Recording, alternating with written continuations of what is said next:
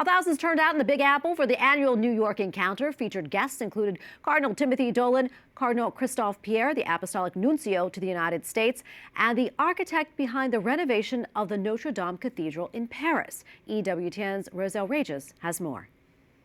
We are here in the Metropolitan Pavilion for New York Encounter. It is an annual 3-day event in the heart of the Big Apple, offering opportunities for education, dialogue, and friendship. It is free and open to the public. The theme is Here Begins a New Life. The event focuses on how the threat of losing our past impacts our present and future. Sponsored by the Catholic movement Communion and Liberation, organizers hoped participants have an encounter with great love to give them a glimpse of a mysterious presence, the ultimate beauty and love. It kicked off Friday night with a presentation and a piano concert, followed by 2 full days of discussions, live performances, and exhibits, then Holy Mass on Sunday.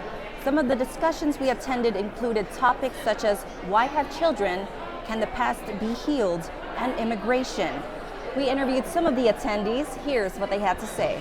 I really like the varied discussion topics and how deep they go. They have experts in so many different fields. We just got back from the one on science and just enjoying the beauty of science and discovering all of the different ways that God reveals himself through logic and through the universe and the laws of the universe. I'm really blown away by the vitality of the event. I was not expecting to see so many children and whole entire families. I love the intergenerational crowd, and there's so much vitality and energy, and everyone's just excited and open to learning new things. Reporting for EWTN News Nightly, I'm Roselle Regis.